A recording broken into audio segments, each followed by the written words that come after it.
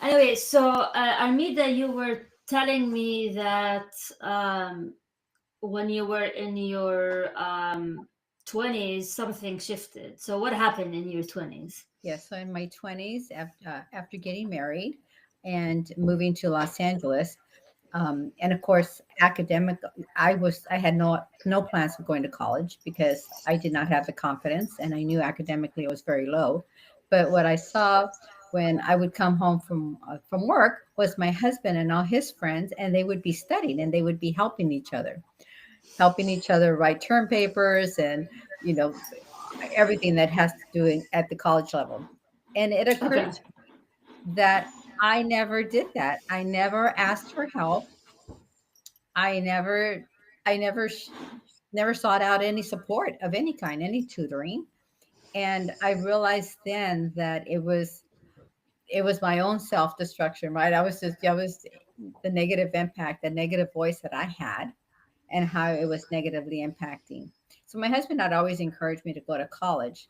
So it was at that time that I thought, well, maybe if I take one class and actually ask for help and go to Okay. tutoring, what a new concept it was for me. And so I did. And of course, he helped me a lot. And so it was at that point that I saw a change in me, in myself, right? Because Mm. I started to have success, academic success. So it was a long haul for me to get my first BA, but eventually I got my BA in sociology and then eventually a teaching credential and a master's. Oh, wow, what a story. And so, what made you write the book? What made you want to write the book? So when I was thinking about that experience, and it occurred to me that self-talk is still it's very relevant in all of our children Mm. to Mm. this day. And even us as adults, every day when you're challenged with something, there's this negative voice that pops into your head that tells you that perhaps this is one thing you're not going to learn, that maybe you should just give up and not keep trying. We as adults know what to do with that negative voice now. We know how to push through it, right? Most of Yeah, us do. Um, yeah, we know how to switch it from something negative to something positive, to just keep trying, right? But we yeah. don't have that conversation with students, with children. And so my mission now in life is to bring that conversation to the table for our youngest of children, to let them know that they are all going to have this little inner voice that pops in when they're being challenged, doing whatever they're trying to learn. They're going to all have this negative voice that's going to pop in and saying that this is maybe something they can't learn, to give up, to not keep trying, but that they Mm. don't have to listen to that little voice. They could switch it. And a small little switch, a small little change in what they tell themselves, something as simple as learning math is easy and fun, learning science is easy and fun, learning how to play baseball is easy and fun, learning how to play piano is easy and fun. Something that simple, and keep repeating that to themselves, Mm. that voice becomes very powerful, and it helps them to stick with it and to keep trying. Are they going to learn everything overnight? Of course they're not. So we need to have that conversation with them as well, right? They're not going to Mm. learn overnight, but they Yeah. can learn if they just stick with it and keep telling themselves that it's easy and fun. Are you planning to publish the book in Spanish The or book is only in English? bilingual, so it's already, Okay. yes, It's also both in of my both books are in languages. English and Spanish. Okay. So, are you gonna continue with the series? Do you have plans to continue the series? There in my When I was a child, I remember thinking there was a time when I was probably 4 or 5 years old, and I remember looking up into the sky and just thinking, the wonders of the sky, like there's magic out there. And I would like to write something along that line, that we forget how much the wonders that is all around us, and to bring that conversation in, because I think that um, that can certainly help us not hold ourselves back, right? Open ourselves up to the wonders of the world, um, Hmm. because it's all around us. So I would like to write something along that line. So I've been kind of running over through my head. I've been putting it out to the universe. Like, how am I? What's my next step? Like, how am I supposed to start this story? What does it look like? I have some ideas. I Hmm. have a third book coming out in March, but it's completely different from the series. It's just a fun book about a dog and whose owner stops appreciating him. And so that's going to come out in March, and that also will be a bilingual book. So you're starting a new series in addition to Lolly's series, or is Well, it's not going to be a series. It's just about a dog. It's just a separate story. Yes. okay, okay. So I want to talk about your publishing process. So you self-published, and so how was the process? Did you try to go the traditional route, or did you I just go immediately? Yeah, Yes, yeah. I did send out a couple of manuscripts to traditional publishers, and I got two rejection letters, which for me, I was happy to get the rejection letters because they kind of told I kind of assumed somebody must have read it somewhere, Okay, you know. okay. But for the most part, I got to thinking, who knows if anybody reads all these these submissions that we put out there. And at that time, I was 65 years old, and I thought to myself, you know, I could continue to be sending out my submissions and just pray to God that it lands on the right desk. And this is exactly what they're looking for.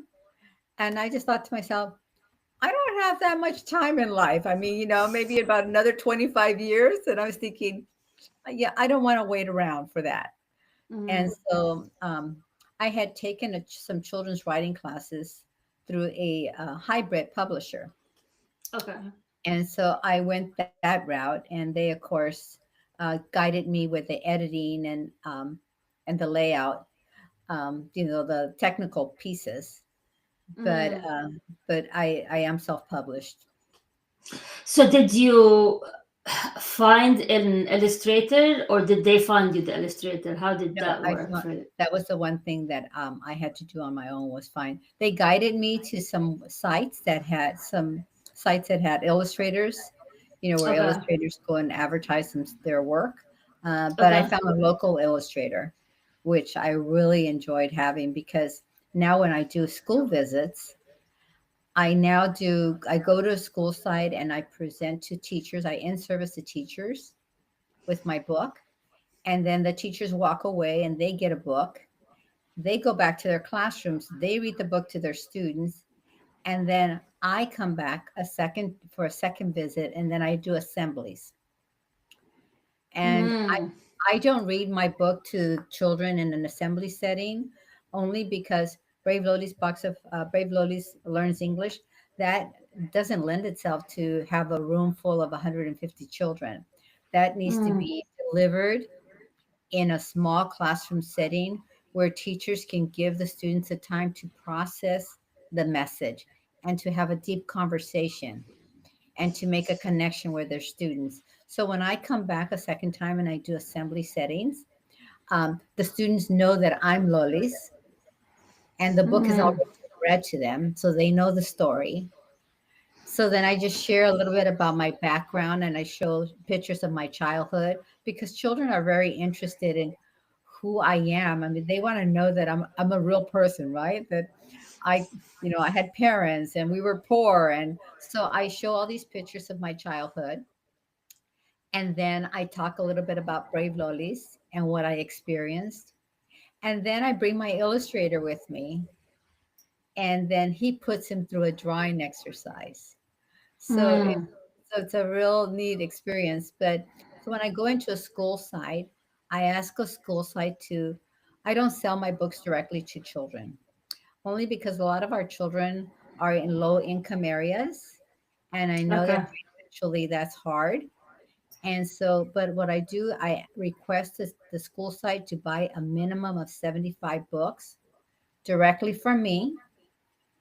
And they And do, and they're willing to do that. they do. And then with that, comes my in service for the teachers and a second visit for the assemblies with my illustrator for the students. So it's a Um, package deal that I offer. oh, nice. Who gave you that idea? I came up with it. So they buy the books in return. You basically give them a class. Is that basically Yes. the Hmm. exchange? Hmm. Hmm. And you come once to the school. I How come many? twice. I come Twice, twice. twice. Twice. The first time I come in, I do the in service, the professional development for the teachers, and that Ah, okay, and that's just about an hour. okay. And then Robert, my illustrator, and I come back 2 weeks later, and we do 3 or 4 or 5 assemblies. We have Okay. it down packed. We can do an assembly in half an hour because the attention span of children, right? Okay. So we do half an hour assemblies. We'll do 3 or 4 or 5, whatever the school needs, and we'll get through all 5 or 600 students Mm. in within a 2 hour period. We'll do 4 assemblies, and we get through 500 students. Oh wow. So basically, you're like created a bartering deal, right? So you Yes, give them in service. You like share your expertise with the teacher. In return, the school buys the books. That's like yes. very and that's very innovative. I like that. I might steal it.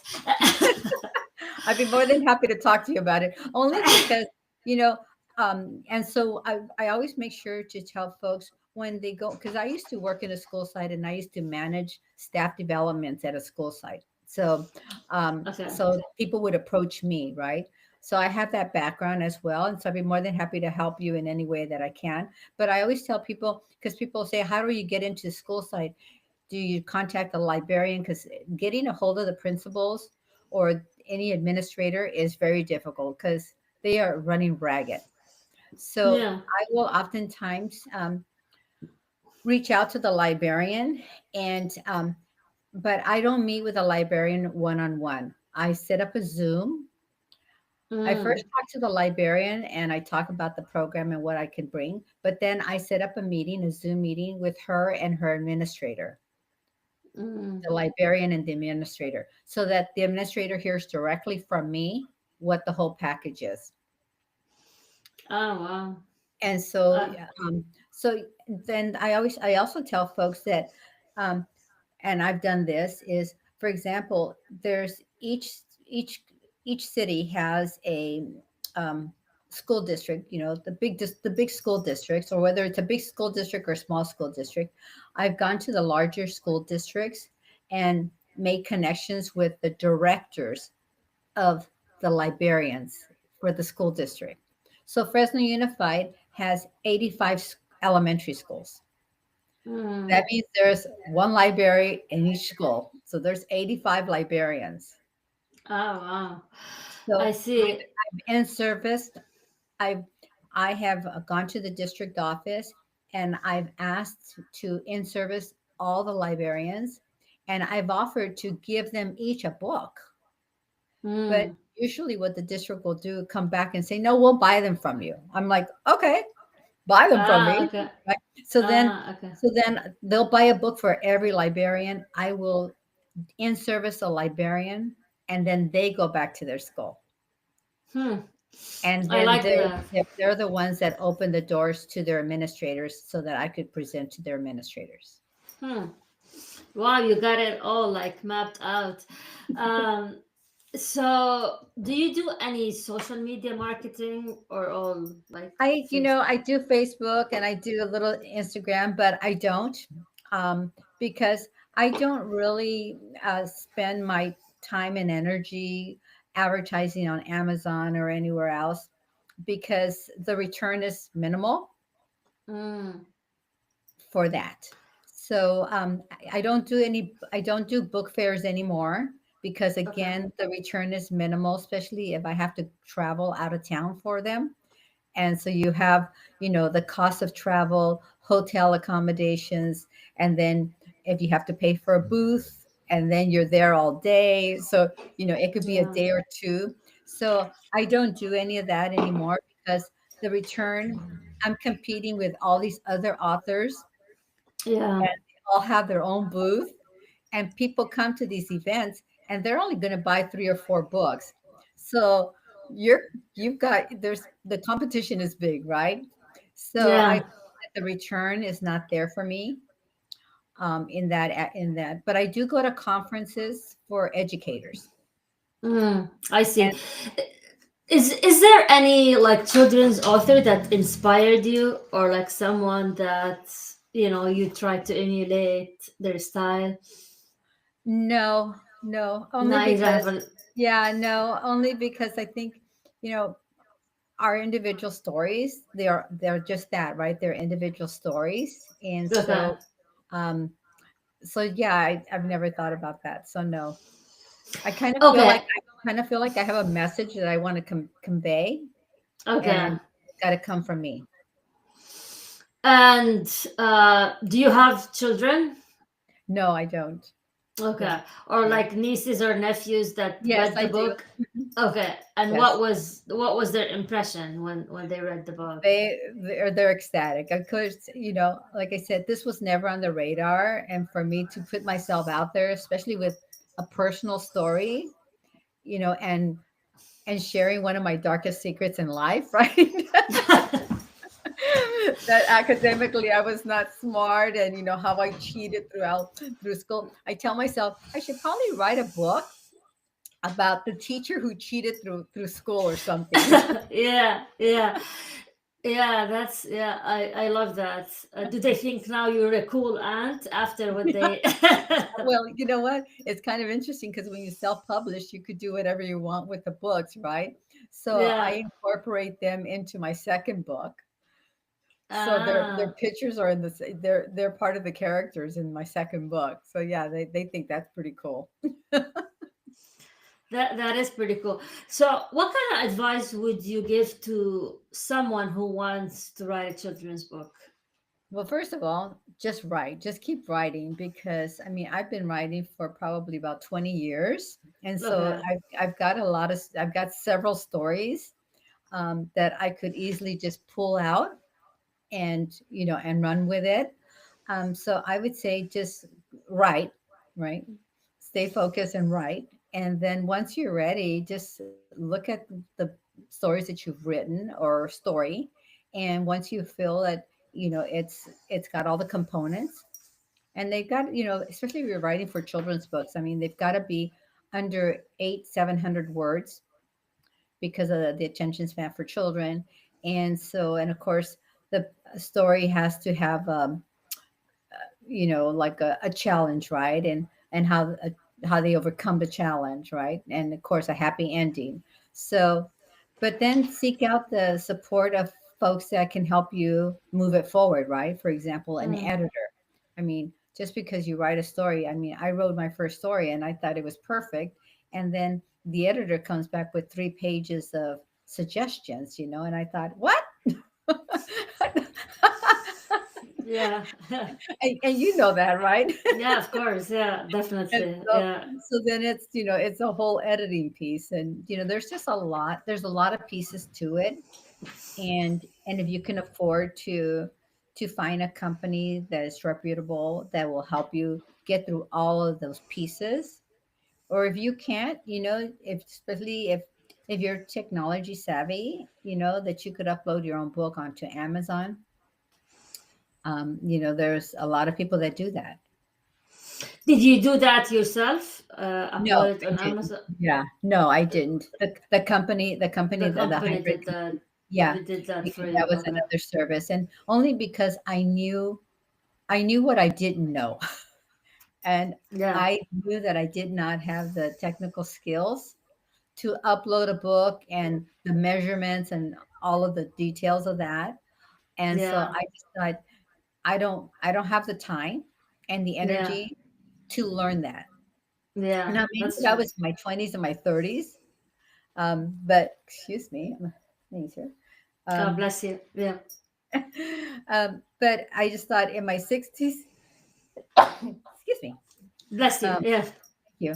I just thought in my 60s, I just need to just, you know, invest in myself and find a company that I felt was good for me, And I'm so fortunate that I did find a company. They've published both of my books, and they're publishing Mm. my What's because the name of the company?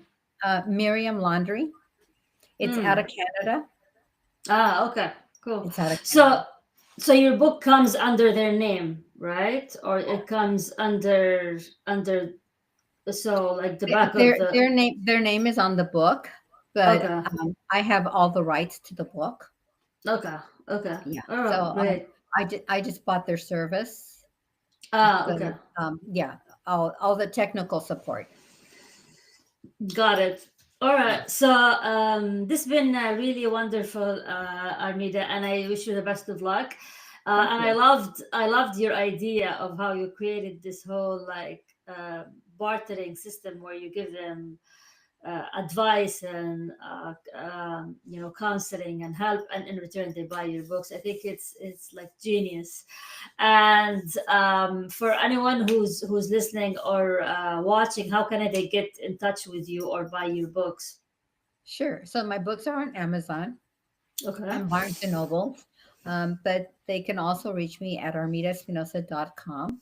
And I'm always willing to have one-on-one conversations with folks and just see what their situation is and give them advice and share what I'm very open book about the cost and the returns, and because I think that when I was first starting, I had a lot of those questions and there was nobody for me to ask. So I'm very open about it.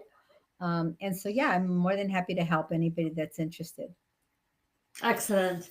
Well, thank you again, Armida, for joining to me. And for anyone who's listening or watching, thank you again for joining me for another episode of Read and Write with Natasha. And until we meet again, and salam.